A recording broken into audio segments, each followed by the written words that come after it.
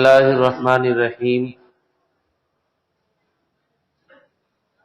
نحمده ونصلی علی رسولہ الکریم اما بعد فاعوذ باللہ من الشیطان الرجیم بسم اللہ الرحمن الرحیم یقلب اللہ اللیل والنہار ان فی ذلک لعبرۃ لأولی الابصار وقال عز وجل وجعلنا الليل لباسا وجعلنا النهار معاشا صدق اللہ العظیم. وقال النبی صلی اللہ علیہ وسلم الشتاء ربیع المؤمن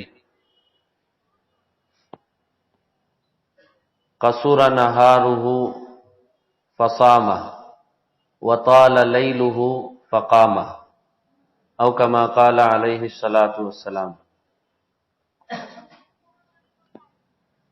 قابل احترام بزرگوں اور عزیز دوستوں،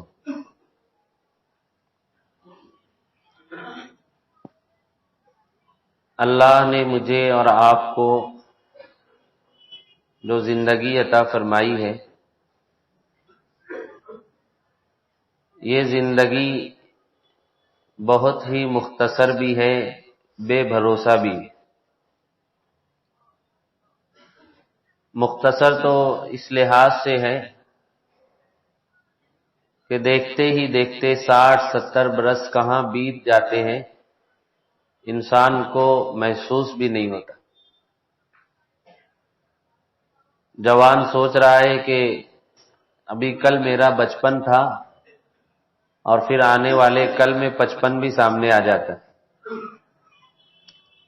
تو جوان اپنے بچپن کو یاد کر رہا ہے، بوڑھا اپنی جوانی کے دن یاد کر رہا ہے، لیکن وقت کی رفتار انتہائی تیز ہے اور ہر گزرنے والا دن، ہر بسر ہونے والی رات خدا کے بندوں کو اس دنیا سے دور اور قبر کے گڑھے سے قریب کر رہی ہے. عربی زبان کا بڑا مشہور شعر ہے، حیاتک انفاس تعد فکلما مضت نفس منہا انتقضت بہ جزءا. تمہاری جو پوری زندگی ہے یہ چند سانسوں کا ایک مجموعہ ہے. جیسے جیسے سانس لیتے ہو اور چھوڑتے ہو ویسے ویسے زندگی کا یہ ذخیرہ کم ہوتا جا رہا ہے. برف کی لادی آپ نے دیکھی ہوگی، بہت بڑی ہوتی ہے لیکن انتہائی خاموشی کے ساتھ اور اپنی رفتار کے ساتھ پگھل رہی ہوتی، اور ایک وقت تو آتا ہے کہ پوری برف کی لادی پگھل کر ختم ہو جاتی. انسان کی زندگی کچھ ایسی ہے. شاعر نے کہا نا، ہو رہی ہے عمر مثل برف کم، رفتہ رفتہ دھیرے دھیرے دم بدم. تو وقت کا مقدر ہے گزر جانا، وہ گزر جائے گا. زندگی ملی ہے ختم ہو جائے گی. اور دیکھتے ہی دیکھتے دن ہفتوں میں، ہفتے مہینوں میں، مہینے سال میں، اور پھر سالہ سال زندگی میں تبدیل ہو کر ختم ہو جائیں گے. سوال یہ ہے کہ ہر گزرتے ہوئے لمحے اور بدلتے ہوئے اوقات میں بندوں نے اپنے آپ کو بدلنے کی کتنی کوشش کی. اس لیے کہ اصل مسئلہ اپنے آپ کی تبدیلی کا ہے. اصل مطالبہ اپنے حالات کی اصلاح اور درستگی کا ہے. اصل چیز اپنی فکر کو تبدیل کرنے کا ہے. اس لیے کہ مشاہدہ یہ ہے کہ حالات بدلیں، وقت بدلے، سال بدل جائے، لیکن عام طریقے پر ہم لوگوں کا جو طرز زندگی ہے اس میں کوئی خاص تبدیلی نہیں آتی. عربی زبان کی کہاوت ہے من ساوا یوماہ فہو فی الحرمان، جس آدمی کے 2 دن ایک جیسے بسر ہو جائیں وہ نقصان میں۔ پہلا دن اتنی ہی نماز، اتنی ہی دعا، اتنی ہی تلاوت، دوسرے دن بھی عبادات کا وہی حال۔ پہلے دن معاش کے لیے جتنی جدوجہد تھی دوسرے دن بھی اتنی، پہلے دن بندوں کی جو خدمت تھی دوسرے دن بھی اس کا معیار اتنا ہی، دونوں دن میں کوئی اضافہ نہیں ہوا تو کہا گیا ایسا آدمی نقصان میں۔ ہم لوگ اگر باریکی سے غور کریں تو ہمارے 2 سال بھی ایک جیسے ہی رہتے، 2021 جیسا بسر ہوا 2022 بھی بسر ہو گیا، 23 بھی گزر جائے گا۔ تو سوال یہ ہے کہ سال بدل رہا ہے، مہینے تبدیل ہو رہے ہیں، حالات کا رخ تبدیل ہو رہا ہے، ماحول کے اندر تبدیلی آ رہی ہے۔ ہم نے اپنے آپ کو دنیا کے سنوارنے اور عقبہ کے بنانے کے لیے کتنا تبدیل کیا۔ اگر زندگی اسی طرز پر گزرتی رہے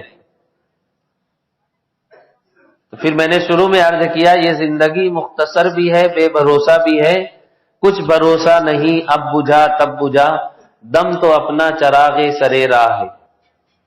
راستے کے کنارے ایک چراغ جل رہا ہے اور ہوا کے جھونکے آ رہے ہیں، کچھ نہیں کہا جا سکتا ہوا کا کون سا جھونکا اس چراغ کو گل کر دے۔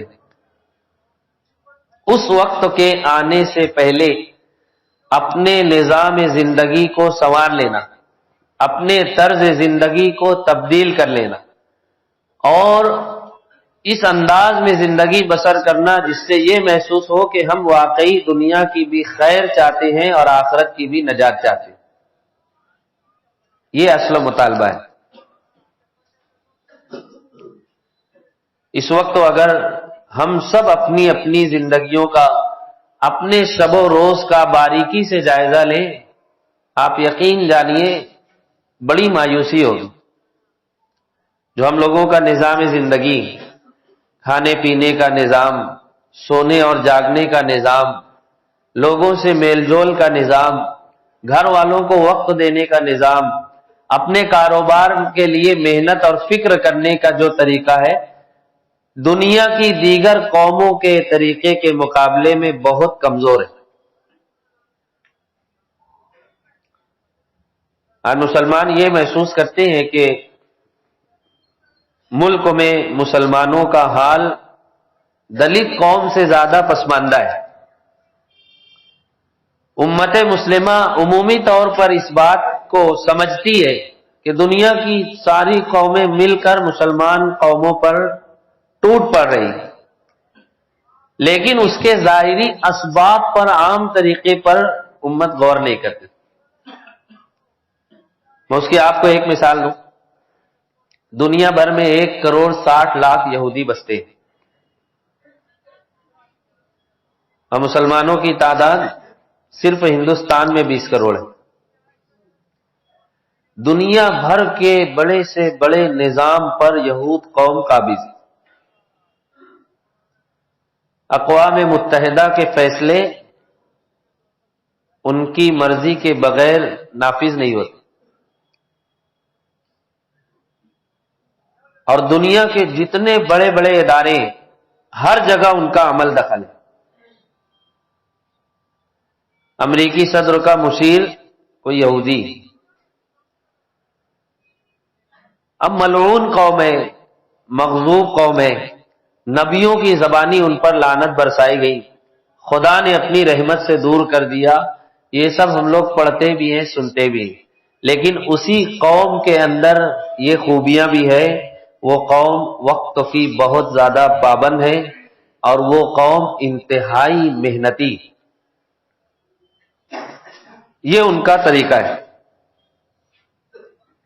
وقت کی پابندی ایسی، آپ ان کے آنے جانے کو دیکھ کر اپنی گھڑی کا کانٹا درست کر سکتے ہیں، اور محنت ایسی جس کا کوئی مقابلہ نہیں۔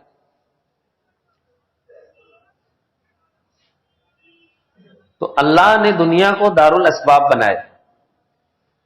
اس دنیا میں رہتے ہوئے جو محنت کرے گا، جد و جہد کرے گا، اسباب اور ذرائع کو اختیار کرے گا، تو اس کو اپنی محنت کا بدلہ مل کر رہے گا.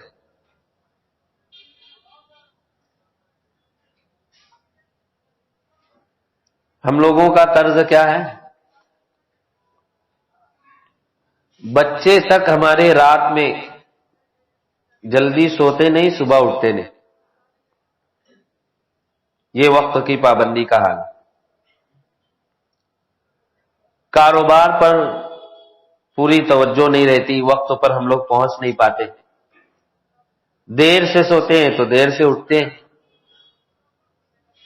نبی کریم صلی اللہ علیہ وسلم کا طریقہ بیان کرتے ہوئے حضرت ابو ہریرہ رضی اللہ عنہ فرماتے ہیں، اللہ کے رسول عشاء سے پہلے سونے کو ناپسند کرتے تھے، عشاء کے بعد جاگنے کو اور بے وجہ گفتگو کو ناپسند کرتے تھے. کیوں؟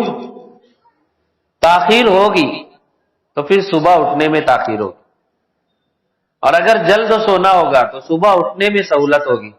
اور حضور فرماتے ہیں صبح کے وقت میں اللہ نے میری امت کے لیے برکت رکھی. صبح کا وقت وہ ہوتا ہے جب اللہ بندوں میں اور اپنی مخلوق میں روزی تقسیم کرتا ہے.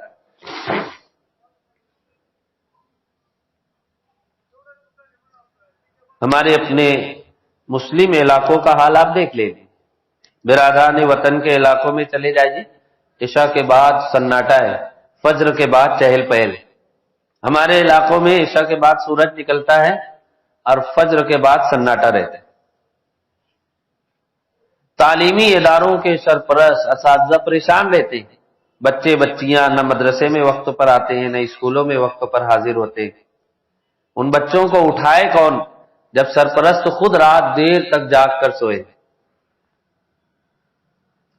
اور ابھی تو سردی کا زمانہ ہے. سردی کا زمانہ آتا ہے تو مسجدوں میں فجر کی نماز میں جو صفیں لگتی ہے اس میں کمی واقع ہو جاتی ہے. میں نے شروع میں حدیث پڑھی، سرکار دو عالم صلی اللہ علیہ وسلم فرماتے ہیں کہ موسم سرما، سردی کا موسم تو ایمان والوں کے لیے بہار کا موسم.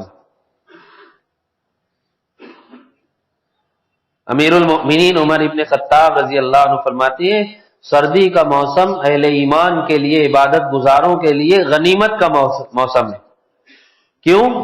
حضور فرماتے ہیں اس کا دن چھوٹا ہوتا ہے تو بندہ مومن اس میں آسانی کے ساتھ روزہ رکھ لیتا ہے، اور اس کی راتیں طویل ہوتی ہیں تو سہولت کے ساتھ اس میں وہ قیام کرتا ہے، یعنی نمازیں پڑھتا ہے کہ نیند بھی مکمل ہو جاتی ہے، اور اٹھ کر عبادت کرنا، تہجد پڑھنا، فجر پڑھنا اس کے لیے آسان ہو جاتا ہے.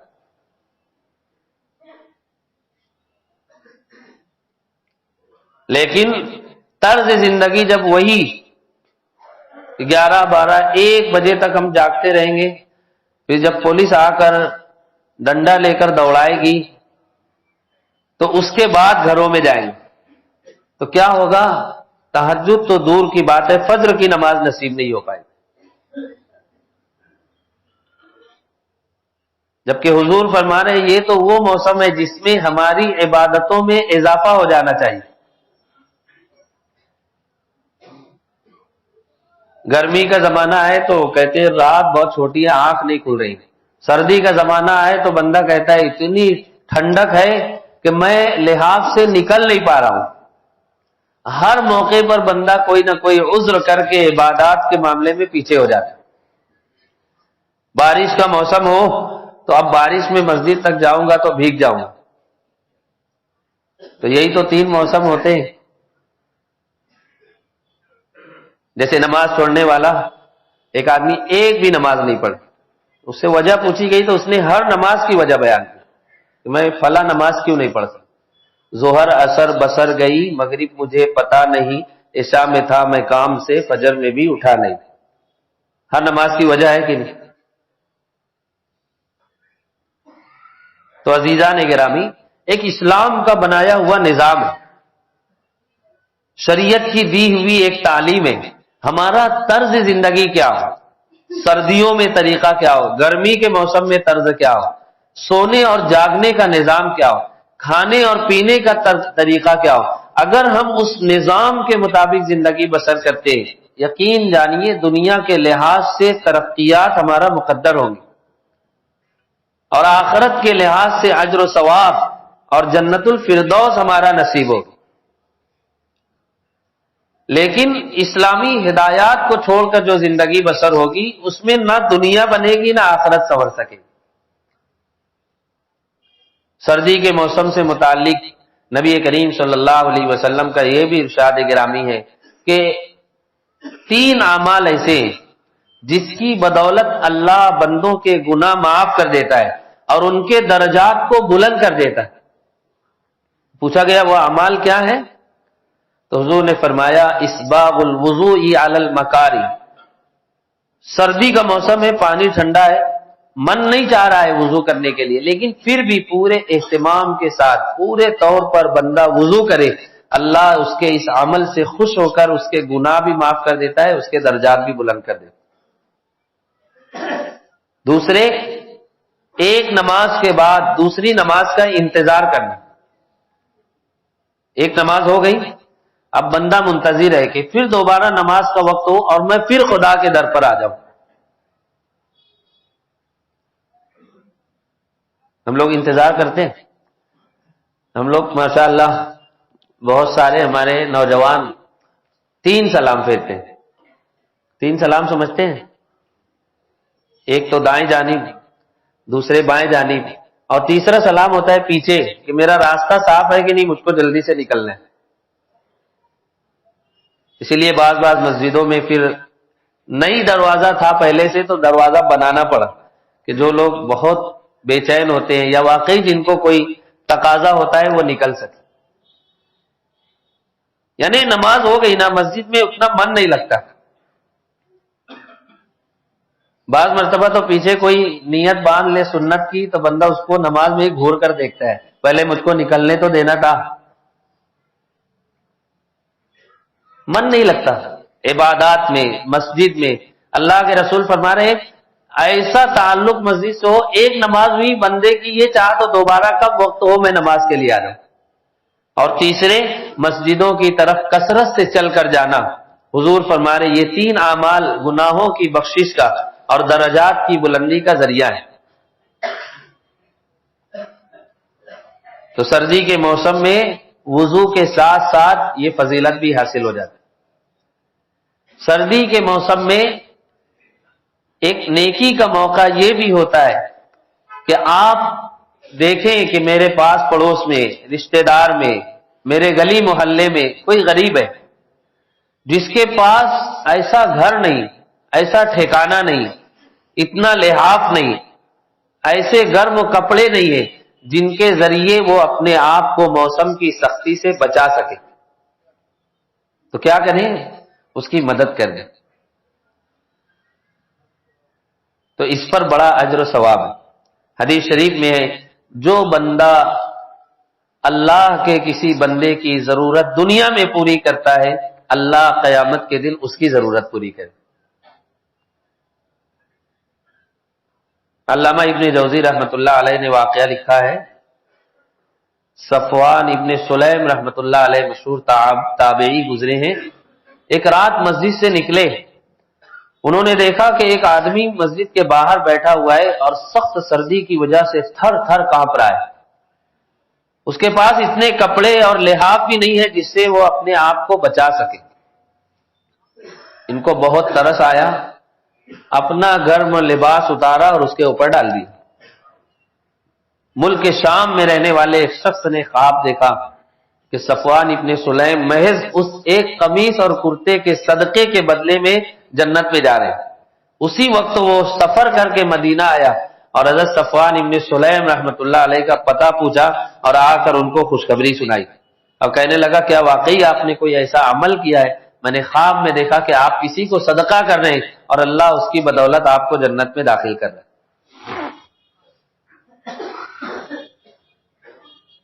تو سردیوں کا زمانہ نیکیوں کا زمانہ ہے، ہم اس کو اپنے لیے نیکیوں میں اضافے کا ذریعہ بنائیں۔ سردی کا زمانہ آیا تو یہ مطلب نہیں کہ ایک جگہ آگ جلا کر بہت سارے افراد بیٹھ جائیں اور 2-4 گھنٹے تک اس وقت تک بیٹھے رہے جب تک پولیس کی گاڑی نہ آ جائے. یہ جو ہمارے اپنے شہر کا مزاج بنا ہوا ہے، یہ مزاج شہر کو تعلیمی، عملی، اخلاقی، سماجی اور معاشرتی لحاظ سے پیچھے کر رہا ہے. ہم لوگ اس کا آغاز اپنی ذات سے کریں. شہر عزیز کی کئی سو مساجد میں ہمارے گلشن خطابت کے مقررین نے گزشتہ کئی ہفتوں مسلسل آداب زندگی پر بیان کیا، اور اس عنوان کے تحت انہوں نے بتایا ہمارا طرز زندگی کیا ہونا چاہیے. کھانے کا نظام کیا ہو، پینے کا نظام کیا ہو، سونے اور جاگنے کا نظام کیا ہو، گھروں میں وقت دینے کا نظام کیا ہو، کاروبار کے آداب کیا ہو، دوستوں سے ملاقات کا نظام کیا ہو، موبائل پر اور براہ راست گفتگو کرنے کے آداب کیا ہو. سارے آداب بتائے گئے تاکہ ہم لوگ اسلامی آداب کو اختیار کریں. بخاری شریف میں واقعہ ہے، حضرت عمرو ابن عاص رضی اللہ عنہ مشہور صحابی رسول ہیں. ان کے بیٹے حضرت عبداللہ ابن عمرو ابن عاص بڑے عابد و زاہد، عبادت گزار، آخرت کی فکر کا اتنا غلبہ حضرت عبداللہ پر کہ ان کے والد نے ان کا نکاح کر دیا، لیکن یہ رات بھر مصلے پر، دن بھر روزہ. حضرت عمرو ابن عاص رضی اللہ عنہ کا مزاج یہ تھا، گھر والوں کی خبر گیری کرتے تھے، اپنی بہو کا بھی خیال رکھتے تھے. اس سے پوچھتے تھے میرے بیٹے نے تمہارا حق ادا کیا یا نہیں، اس نے کوئی کوتاہی تو نہیں کی.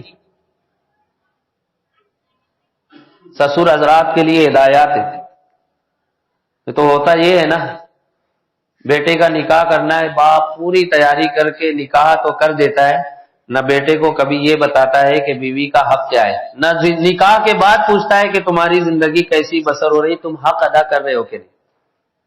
اور یہی ذمہ داری بیٹی کے تعلق سے بھی ماں تیاری کرتی ہے، زیورات اکٹھے کرتی ہے، جہیز کا سامان جمع کرتی ہے. بیوی بیٹی کو بتاتی نہیں کہ شوہر کا حق کیا ہے، نکاح کے بعد پوچھتی نہیں کہ تم کیا کر رہے ہو.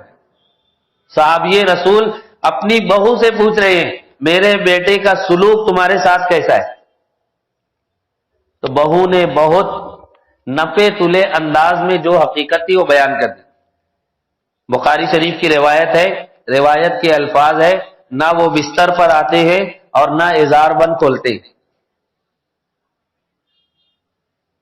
قریب بھی نہیں آتے، دن میں روزہ رکھتے ہیں، رات میں عبادت کرتے ہیں. حضرت عمرو ابن عاص رضی اللہ عنہ نے اپنے بیٹے کو بلایا اور ان کو سمجھایا تمہارا نکاح ہو گیا ہے، بیوی کا حق ادا کرو. لیکن آخرت کی فکر ایسی سوار تھی، میرا آخرت میں کیا ہوگا، آج موت آ جائے تو میرا کیا بنے گا. حدیث میں کہا کہ ناعقل من کون، جو مرنے سے پہلے موت کی تیاری کرے. تو بس اسی فکر میں دن بھر روزے میں، رات بھر قیام میں، باپ کی بات پر انہوں نے توجہ نہیں دی. تو حضرت عمرو ابن عاص رضی اللہ عنہ حضور صلی اللہ علیہ وسلم کے پاس گئے اور کہا اللہ کے رسول آپ ان کو سمجھائیے. حضور نے حضرت عبداللہ ابن عمرو ابن عاص رضی اللہ عنہ کو اپنے پاس بلایا اور ان سے کہا کہ دیکھو ان لربک علیک حقا وان لنفسک علیک حقا وان لجسدک علیک حقا وان لعینک علیک حقا وان لزوجک علیک حقا وان لزورک علیک حقا فآتی کل ذی حق حقا. تمہاری جان کا سب سے پہلا تم پر تمہارے رب کا حق ہے، اس کو ادا کرو، منائی نہیں، لیکن اسی کے ساتھ ساتھ تمہاری جان کا بھی حق ہے، تمہارے جسم کا بھی حق ہے، اس کو آرام دو، تمہاری آنکھ کا بھی حق ہے کہ نیند پوری لو، تمہاری بیوی کا حق ہے اس کے حقوق کو ادا کرو، تمہارے مہمانوں کا حق ہے وہ آئیں تو ملاقات کرو. اور پھر حضور نے فرمایا دیکھو ہر حقدار کو اس کا حق ادا کرو. بخاری شریف کے اس واقعے کو سامنے رکھ کر میں پوچھنا چاہتا ہوں کہ ایک نوجوان صحابی جو رات کو مصلی پر ہیں، بیوی کے پاس نہیں جا رہے، دن میں روزہ رکھ رہے ہیں، حضور ان کو بلا کر کہتے ہیں کہ جاؤ بیوی بچوں کو وقت دو. تو وہ لوگ جو آدھی آدھی رات کو یہاں وہاں گھومتے رہتے، ہوٹلوں پر بیٹھے رہتے، چوک چوراہوں کو آباد کرتے، سیر و تفریح میں لگے رہتے، یا گھر جاتے ہیں تو بھی موبائل لے کر بیٹھے رہتے، بیوی بچوں پر توجہ نہیں دیتے، ان کو کیا کہا جائے گا؟ آج یہ حقیقت ہے کہ نہیں؟ بندے کا گھر میں من ہی نہیں لگتا. بہت سارے افراد گھر جاتے ہیں کھانے کے لیے، سونے کے لیے، نہ بیوی کا حق ادا کر رہے ہیں، نہ بچوں پر توجہ ہے. بچے بھی پریشان ہیں. یہ موبائل ہے نا، اس پر بہت سارے میسج آتے ہیں، زیادہ تر فضول ہوتے ہیں، کبھی کبھی بہت کام کا میسج آتا ہے. ایک میسج آیا، ماں باپ بیٹھے ہوئے، بیچ میں ایک معصوم بچہ بیٹھا ہے، ماں کے ہاتھ میں ریموٹ ہے، وہ سیریل دیکھ رہی ہے، اور باپ کے ہاتھ میں موبائل ہے تو وہ سوشل میڈیا میں لگا ہے. بچہ ایک بار ماں کو دیکھتا ہے، ایک بار باپ کو دیکھتا ہے، تو وہ کیا سوچ رہا ہے؟ ایک جملہ لکھا ہوا ہے، وہ سوچ رہا ہے نہ امی توجہ دے رہی، نہ ابو دھیان دے رہے، سمجھ میں نہیں آتا میں پیدا ہوا تھا کہ ڈاؤن لوڈ کیا گیا تھا.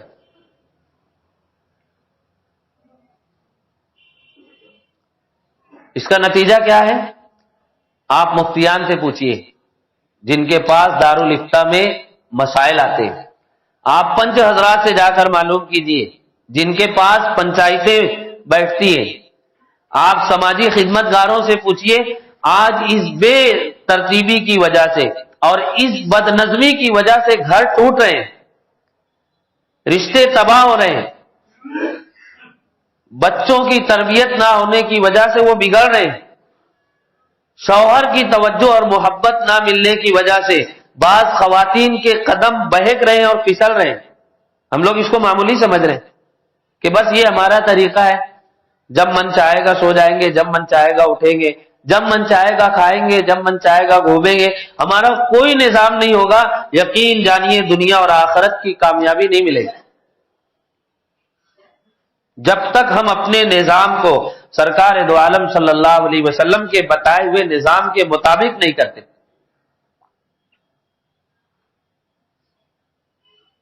موبائل تو جب سے آیا ہے ضرورت کی چیز، ہے بہت کام کی چیز، بغیر اس کے اب نظام زندگی کا تصور نہیں رہا.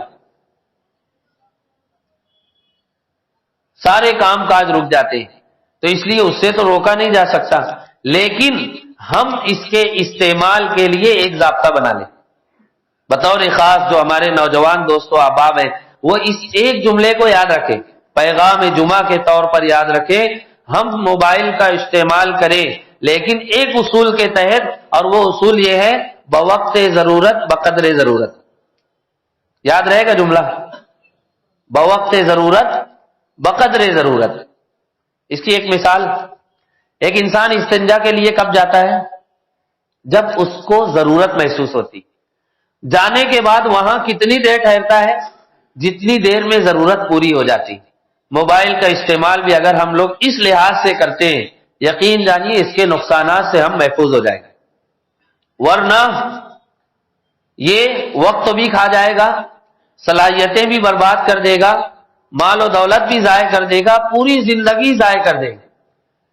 اس کی وجہ سے رشتے بھی ختم ہو جائیں گے. اس لیے کہ بندہ جس وقت موبائل میں لگتا ہے دنیا و مافیہ سے بے خبر ہو جاتا ہے.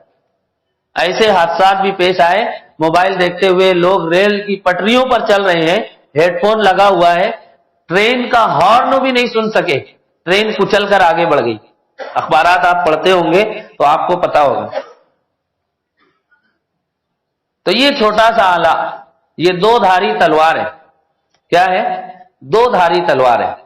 ہم اگر اس کا استعمال احتیاط کے ساتھ نہیں کرتے، اس کا ناقابل تلافی نقصان ہمیں اور ہماری نسلوں کو ہو سکتا ہے. وقت گزرتا جا رہا ہے، ابھی سردی کا موسم ہے، پھر گرمی آ جائے گی، پھر بارش آئے گی، پھر سردی کا موسم آ جائے گا. یہ تو وقت کا پہیہ ہے، وہ گھومتا رہے گا. لیکن سوال یہ ہے بدلتے ہوئے وقت کے ساتھ ساتھ ہم اپنے طرز زندگی کو بدلیں، اپنی دنیا کے نظام کو سنواریں، اپنی آخرت کو بنانے کی فکر کریں. قبل اس کے کہ زندگی کا چراغ گل ہو جائے۔ سردی کے موسم میں بڑی عبرت کا سامان بھی۔ حدیث شریف میں رسول اللہ صلی اللہ علیہ وسلم نے اس کی حقیقت پر روشنی ڈالتے ہوئے ارشاد فرمایا، سردی گرمی کا موسم کیوں آتا ہے؟ آپ نے بتایا جہنم کی آگ اتنی سخت ہے کہ ایک موقع آیا کہ جہنم کی آگ کے ایک حصے دوسرے حصے کو جلا کر ختم کرنے لگے، تو دوزخ نے خدا سے فریاد کی کہ اب یہ حال ہو گیا، تو اللہ نے دوزخ کو اجازت دی سال میں 2 مرتبہ سانس لینے کی۔ تو حضور نے فرمایا جب دوزخ اپنی سانس لیتی ہے یعنی سانس چھوڑتی ہے تو موسم گرم ہو جاتا ہے، اور جب یہ سانس کھینچتی ہے تو موسم ٹھنڈا ہو جاتا ہے۔ تو آج دنیا کے معمولی موسم سے ہم لوگ پریشان ہوتے ہیں نا، حالانکہ اللہ کا شکر ادا کرنا چاہیے، ملک کے دیگر علاقوں کی بنسبت ہمارے اپنے شہر کا اور ہمارے علاقے کا صوبے کا موسم بہت معتدل ہوتا ہے۔ میں نے المعہد العالی پٹنہ بہار میں 2 سال تعلیم حاصل کی ہے، وہاں کا سخت موسم دیکھا ہے۔ میرے اساتذہ مجھ سے کہتے تھے مولوی عامر تمہارا مہاراشٹر تو جنت ہے، بہار کے موسم کی سختی، ہمارا موسم بہت معتدل ہوتا ہے، لیکن یہ موسم کی سختی ہم لوگ برداشت نہیں کر پاتے۔ تو سوال یہ ہے کہ آخرت کی گرمی اور سختی کیسے برداشت کریں؟ حضور نے بتایا ایک موقع پر دوزخ میں اللہ نے صرف آگ کا عذاب نہیں رکھا، اللہ نے تو دوزخ میں ٹھنڈک کا عذاب بھی رکھا ہے جس کو زمہریر کہتے ہیں، اور حضور نے فرمایا اتنا سخت عذاب ہوگا جس کو اس دوزخ کے عذاب میں ڈالا جائے گا اس کے جسم کے ٹکڑے ٹکڑے ہو جائیں گے، اس کا گوشت و ہڈیوں کو چھوڑ دے گا ٹھنڈک کی وجہ سے، یہاں تک کہ اس عذاب میں مبتلا لوگ خدا سے فریاد کریں گے کہ ہمیں دوزخ کے گرم والے حصے میں ڈال دیا جائے، کہ ہمیں گرماہٹ کی ضرورت۔ تو یہی موسم ہمیں پیغام بھی دے رہا ہے کہ گرمی بڑھتی ہے تو ہم لوگ پریشان ہوتے ہیں، سردی بڑھ جائے تو پریشان ہوتے ہیں۔ سوال یہ ہے کہ یہ تو دنیا کی عارضی تکلیفیں ہیں، اگر طرز زندگی تبدیل نہیں ہوتا، اگر عبادات کا رخ صحیح نہیں ہوتا، اگر معاملات صاف نہیں ہوتے، اگر اخلاق اور کردار اچھا نہیں ہے، اگر مرنے سے پہلے موت کی تیاری نہیں ہے، تو پھر اس سے کہیں زیادہ سخت و عذاب تو آخرت کا ہے۔ آج موقع ہے کہ دنیا کے ان موسموں سے ہم لوگ عبرت حاصل کرتے ہوئے اپنے نظام زندگی کو سنوار لیں، اپنا طرز زندگی اچھا کر لیں، خدا کے بھی حقوق ادا کریں، بندوں کے بھی حقوق ادا کریں، اس حال میں دنیا سے رخصت ہو کہ کسی کا کوئی حق باقی نہ رہے۔ دنیا کا یہ موسم، یہ حالات کی تبدیلی، یہی پیغام ہم سب کو دے رہے۔ آج پورے شہر کی 50 مسجدوں میں موسم سرما اور اسلامی ہدایات کے موضوع پر ہمارے علماء اور مقررین خطاب کر رہے ہیں کہ یہ ٹھنڈا موسم ہے، یہ سردی کا موسم ہے، ان حالات میں اسلامی ہدایات اور تعلیمات کیا ہے ہم ان کو سمجھیں۔ پہلے تو عبرت حاصل کریں، عبادات میں اضافہ کریں، اپنے گھر کی خواتین کو ترغیب دیں کہ شرعی عذروں کی وجہ سے رمضان میں ان کے روزے چھوٹ گئے ہوں تو اب وہ اس ٹھنڈے موسم میں اپنے روزوں کی قضا کر سکتی، خود ہمارے اپنے روزے چھوٹ گئے ہیں تو ہم قضا کر سکتے ہیں، نفل روزوں کا اہتمام کر سکتے ہیں، پیر اور جمعرات کا روزہ، ایام 20 کا روزہ ٹھنڈے موسم میں رکھنا بہت آسان ہے۔ تو ہم ان موسموں کو اور ان حالات کو اپنے اعمال میں اضافے کا ذریعہ بنائیں۔ نماز جمعہ سے قبل جو خطاب ہوتا ہے اس کو جہاں ہم ایک جانب پوری توجہ کے ساتھ سنیں، وہیں ان باتوں کو اپنے دل کی امانت بنائیں، اور پھر پورا ہفتہ اپنا جائزہ لے کے جو باتیں ہم نے سنی ہم نے ان پر کہاں تک عمل کیا۔ قیامت کے دن خدا یہ بھی پوچھے گا جو جانتے تھے اس پر تم نے کہاں تک عمل کیا، اور پھر اس پیغام کو اپنے دوستوں تک پہنچائے۔ جو جمعہ کا بیان سنے گھر جا کر اپنے بیوی بچوں کو بھی بتائے کہ آج نماز جمعہ سے قبل یہ بیان ہوا، یہ اسلامی ہدایات سامنے آئی، ہم سب مل کر اس پر عمل کریں۔ اگر یہ مزاج بنتا ہے زندگی کا رخ تبدیل ہوگا، دنیا بھی بن جائے گی، آخرت بھی سنور جائے گی۔ دل سے دعا گو ہوں اللہ پاک ان تمام باتوں پر اور اسلامی ہدایات پر مجھے اور آپ کو عمل کی توفیق بخشے۔ وما توفیقی الا باللہ۔